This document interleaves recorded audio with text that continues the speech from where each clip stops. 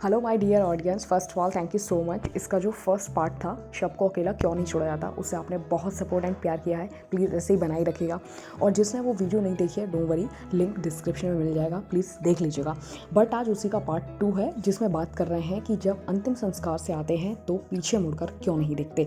वैसे तो हम सभी जानते हैं कि जिसने जन्म लिया है वो मरेगा ही, फिर भी एक्सेप्ट करना मुश्किल होता है। हम आज फिर से गरुड़ पुराण के माध्यम से बताएंगे कि क्यों नहीं देखा जाता। चलिए, इसे बताने से पहले गरुड़ पुराण पर नज़र डाल लेते हैं।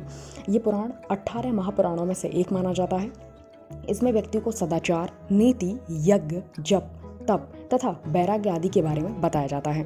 साथ ही मृत्यु के नियमों तथा मृत्यु के बाद की स्थितियों के नियमों का भी जिक्र किया गया है। इसके अलावा पुराण में दाह संस्कार के नियमों के बारे में भी बताया गया है। साथ ही शव को जलाने के बाद पीछे मुड़कर ना देखें, इसकी बात का भी उल्लेख मिलता है। गाइज, बहुत से लोगों ने मुझसे ये पूछा था कि ये पुराण आपके पास है या कुछ भी, तो उसकी लिंक आपको डिस्क्रिप्शन में मिल जाएगी। हिंदी में अवेलेबल है और वहाँ जाकर आप देख सकते हैं। आगे बढ़ते हैं। व्यक्ति का शरीर नष्ट होने के बाद भी उसकी आत्मा नष्ट नहीं होती। इसका उल्लेख बखूबी ग्रंथों में देखने को मिलता है। ऐसा माना जाता है मरने के बाद आत्मा अपने शरीर को भस्म होते अपनी आंखों से देखती है। पुराण के अनुसार अपने शरीर के जलने के बाद भी आत्मा उनके पास फिर से वापस आना चाहती है। ऐसे में संबंधियों के पीछे मुड़कर देखने से आत्मा को लगता है कि आपके अंदर अब भी उसके प्रति मोह बाकी है। ऐसे में आत्मा के लिए मोह बंधन से निकाल पाना आसान नहीं होता। इसलिए सबको दाह के बाद पीछे मुड़कर नहीं देखा जाता। इससे यही मैसेज मिलता है कि उस आत्मा का मोह के बंधन से मुक्त होने का समय आ गया है और उसे परिवार का मोह छोड़कर आगे बढ़ जाना चाहिए। ग्रंथों के अनुसार हिंदू धर्म में 16 संस्कार होते हैं, जिनमें दाह को अंतिम यानी कि 16वां संस्कार माना जाता है।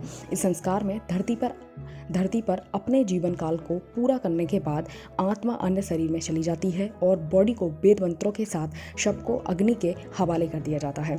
जिन 5 तत्वों से शरीर बना है उसी में ही विलीन हो जाता है। कुछ आत्मा तो इतनी मोहग्रस्त हो जाती हैं कि वह अपने परिवार जनों के आसपास ही भटकती रहती हैं। कभी कभी तो वह जीवित व्यक्ति के शरीर में प्रवेश कर जाती हैं, उन्हें सताने लगती हैं।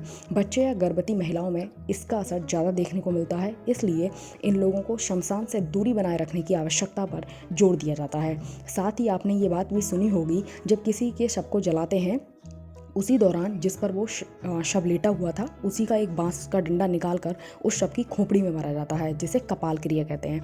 इसके पीछे की वजह यह है कि सांसारिक मोह में फंसा जीव इस बंधन से मुक्त हो जाता है। इसके अलावा गरुड़ पुराण में ये उल्लेख भी बहुत प्रसिद्ध है कि जब परिजन अंतिम संस्कार से लौट कर आते हैं तो सभी लोग 5 लकड़ी के टुकड़े 3 दाएं हाथ में 2 बाएं हाथ में रखकर सबके दाह से उल्टी दिशा में खड़े होकर सर से ऊपर करके पीछे की ओर फेंकते हैं और घर वापस लौट आते हैं।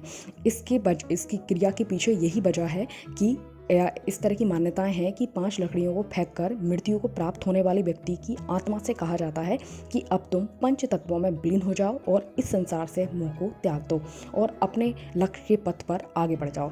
गाइस, ये बात अगर आपको पसंद आई हो तो प्लीज़ लाइक कीजिए and thank you so much. मिलते हैं अगले वीडियो में।